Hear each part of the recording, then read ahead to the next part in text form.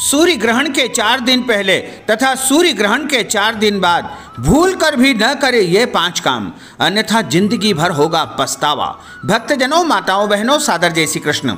हमारे YouTube channel में आप सभी का बहुत बहुत स्वागत है। मैं हूं आपके साथ आचार्य धर्मेंद्र शास्त्री। आज हम आपको बताने जा रहे हैं कि 21 जून 2020 रविवार के दिन सूर्य ग्रहण हो रहा है और यह सूर्य ग्रहण भारत के प्रत्येक प्रदेश, प्रत्येक शहर में दिखाई देगा। भारत के अलावा विश्व के अधिकांश देशों में यह सूर्य ग्रहण दिखाई देगा। रविवार के दिन यानी 21 जून को सूर्य ग्रहण सुबह 10:43 पर प्रारंभ होगा, जो कि दोपहर 2:06 तक रहेगा। यानी 3 घंटे से भी अधिक अवधि का यह ग्रहण होने जा रहा है। और रविवार के दिन यह ग्रहण होने से चूड़ामणि ग्रहण हो गया है, यानी पावरफुल स्थिति में यह ग्रहण होगा। क्योंकि सूर्य देवता का वार रविवार है, इसलिए रविवार के दिन होने वाला सूर्य ग्रहण सबसे ज़्यादा शक्तिशाली माना जाता है। सनातन धर्म का जो सबसे बड़ा ग्रंथ है, जिसे निर्णय सिंधु कहा जाता है, निर्णय सिंधु के प्रथम परिच्छेद में यह बताया है कि जब भी सूर्य ग्रहण होता है तो उसके 4 दिन पहले से लेकर के 4 दिन बाद तक हमें किसी भी प्रकार का कोई शुभ या मांगलिक कार्यक्रम संपन्न नहीं करना चाहिए, अन्यथा कोई न कोई नुकसान या हानि हो सकती है। लेकिन यदि आपके घर परिवार में सूर्य ग्रहण के आसपास कोई विवाह समारोह संपन्न होने वाला है, वैसे तो सूर्य ग्रहण से 4 दिन पहले से लेकर 4 दिन बाद तक किसी भी प्रकार का कोई विवाह मुहूर्त नहीं बताया है। यानी 17 जून से 24 जून तक कोई भी विवाह के मुहूर्त नहीं है। फिर भी आपको ध्यान रखना होगा कि इस दौरान आपको शुभ और मांगलिक कार्यक्रम संपन्न नहीं करना है। जैसे आपको टीका, फलदान या सगाई का कार्य संपन्न नहीं करना चाहिए। इसके अलावा आपको इस दौरान यह भी ध्यान रखना होगा कि विवाह हेतु यदि आप दहेज में देने के लिए कोई नई वस्तु इस दिन खरीदने जा रहे हैं, तो आपको इन खरीदने से यानी इन वस्तुओं को लाने से बचना होगा। जैसे यदि आप विवाह के लिए बर्तन खरीद रहे हैं, आभूषण खरीद रहे हैं या फिर अन्य कोई भी वाहन आदि वस्तु यदि खरीदने जा रहे हैं, तो आपको इन दिनों को छोड़ करके ये वस्तु खरीदना चाहिए। यानी शुभ मांगलिक कार्यक्रम से संबंधित कोई भी काम इन 4 दिन पहले और 4 दिन बाद के दिनों में बिल्कुल नहीं करना चाहिए। यानी 17 जून से लेकर के 24 जून के बीच में आपको शुभ मांगलिक कार्यक्रम से संबंधित कोई भी नई वस्तु नहीं खरीदना चाहिए, या कोई भी नया काम जैसे नए घर में प्रवेश करना या फिर नए घर का एग्रीमेंट करना या नए घर की रजिस्ट्री करवाना या नया सामान खरीद करके घर में लाना, तथा सुहागिन महिलाओं को चूड़ी, पायल, बिछिया या सौभाग्य की वस्तुएं इन दिनों नहीं खरीदना चाहिए तथा पहनना भी नहीं चाहिए। और यदि आप नए घर का भूमि पूजन करना चाह रहे हैं, तो आपको इन दिनों के दौरान नए घर का पूजन भी नहीं करना है, यानी नए घर का भूमि पूजन भी नहीं करना चाहिए। यदि आप नई नौकरी ज्वाइन करने जा रहे हैं, नया पदभार ग्रहण करने जा रहे हैं, तो आपको इन दिनों को छोड़ करके ही पदभार ग्रहण करना चाहिए। साथ ही यदि आप किसी विशेष कार्य के लिए एग्रीमेंट कर रहे हैं, कोई अनुबंध करने जा रहे हैं, तो आपको इन दिनों को छोड़ देना चाहिए। यदि आप कोई नए व्यवसाय का प्रारंभ करना चाह रहे हैं, तो आपको इन दिनों का त्याग करना चाहिए।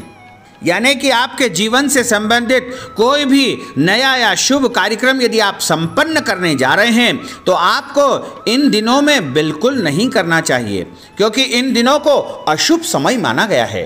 यानी सूर्य ग्रहण के 4 दिन पहले से लेकर के सूर्य ग्रहण के जो बाद के 4 दिन होते हैं, उसे अशुभ समय माना जाता है।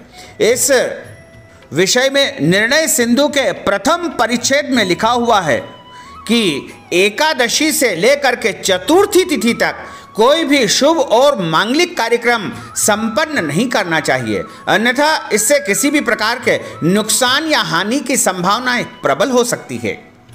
हम आपको भ्रमित नहीं कर रहे हैं, हम आपको डरा नहीं रहे हैं, बल्कि हम आपको एक सच्चाई बताने जा रहे हैं। यह परम सच्चाई है। शायद ही आपको इस बारे में किसी ने आज तक जानकारी दी होगी, लेकिन हम आपको यह परम सच्चाई बता रहे हैं। और इस विषय में हमारे पास में लिखित प्रमाण निर्णय सिंधु में लिखा हुआ है। इसलिए हमारी बात पर आप विश्वास करिए और इन 4 दिनों को लेकर और अगले 4 दिनों को लेकर आप सतर्क रहिए। यानी 21 जून को जो सूर्य ग्रहण हो रहा है उसके ठीक 4 दिन पहले से लेकर के 4 दिन बाद तक के जो दिन हैं वो अशुभ दिन होते हैं और इन दिनों में किसी भी प्रकार का शुभ मांगलिक कार्यक्रम नहीं करना चाहिए, अन्यथा कोई भी नुकसान या हानि आपको हो सकती है। 20 जून की रात्रि 10:43 पर ग्रहण का सूतक लग जाएगा और यह सूतक ग्रहण के ठीक 12 घंटे पहले प्रारंभ हो जाएगा और 21 जून को सुबह 10:43 से ग्रहण प्रारंभ होगा, जो कि दोपहर 2:06 तक सूर्य ग्रहण होगा। और यह सूर्य ग्रहण भारत के प्रत्येक प्रदेश में, प्रत्येक शहर में, प्रत्येक गांव में और सभी जगह दिखाई देगा। इसके अलावा विदेशों में भी यह सूर्य ग्रहण दिखाई देगा। विश्व के अधिकांश देशों में यह सूर्य ग्रहण दिखाई देगा। भारत में लगभग पूरे देश में समय थोड़ा बहुत अंतर रहेगा, लेकिन लगभग यही समय सभी जगह रहेगा। वैसे तो 10:43 से लेकर के दोपहर 2:06 तक का ही समय अधिकतम पंचांगों में बताया है, लेकिन अलग अलग शहरों का अलग अलग समय हो सकता है। तो आप 10 बजे से लेकर के 2 बजे तक का जो समय है उसको ग्रहण काल मान करके उसका पालन करेंगे तो आपके लिए अति उत्तम रहेगा। साथ ही सूतक काल में भोजन का निर्माण नहीं करना चाहिए और पहले से यदि आपके घर में भोजन बना हुआ है तो उसका भी आपको त्याग करना चाहिए, यानी भोजन बनाकर भी नहीं रखना चाहिए। यदि किसी कारणवश आपके घर में दूध रखा हुआ है, दही रखा हुआ है, फल रखा हुआ है, मिठाई रखी हुई है, तो उनमें आप तुलसी पत्र और कुशा रख दीजिएगा, जिससे ग्रहण का दुष्प्रभाव उनके ऊपर बिल्कुल नहीं होगा। और ग्रहण के सूतक के समय तथा ग्रहण के समय किसी भी व्यक्ति को अन्न का सेवन बिल्कुल नहीं करना चाहिए, अन्यथा उनके जीवन पर सूर्य देवता और राहु केतु का नकारात्मक प्रभाव पड़ सकता है। इसलिए सूर्य ग्रहण के सूतक के दौरान घर में भोजन बना करके बिल्कुल नहीं रखना चाहिए और ग्रहण के दौरान तो किसी को भी भोजन नहीं करना चाहिए।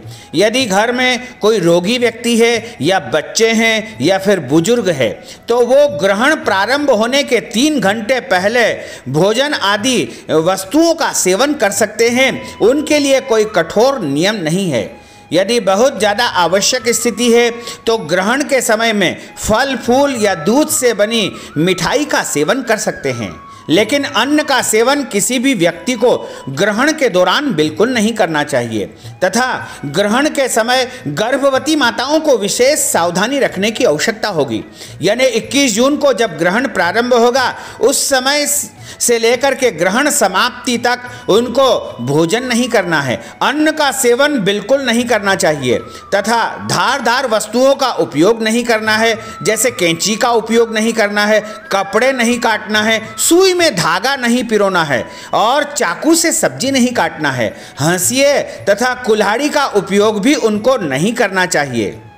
इसके अलावा गर्भवती माताओं को ग्रहण के दौरान गुस्सा नहीं करना चाहिए और बड़े बुजुर्गों का अपमान नहीं करना, किसी के साथ में लड़ाई झगड़ा बिल्कुल नहीं करना चाहिए तथा सूर्य की रोशनी में उनको बिल्कुल नहीं जाना चाहिए।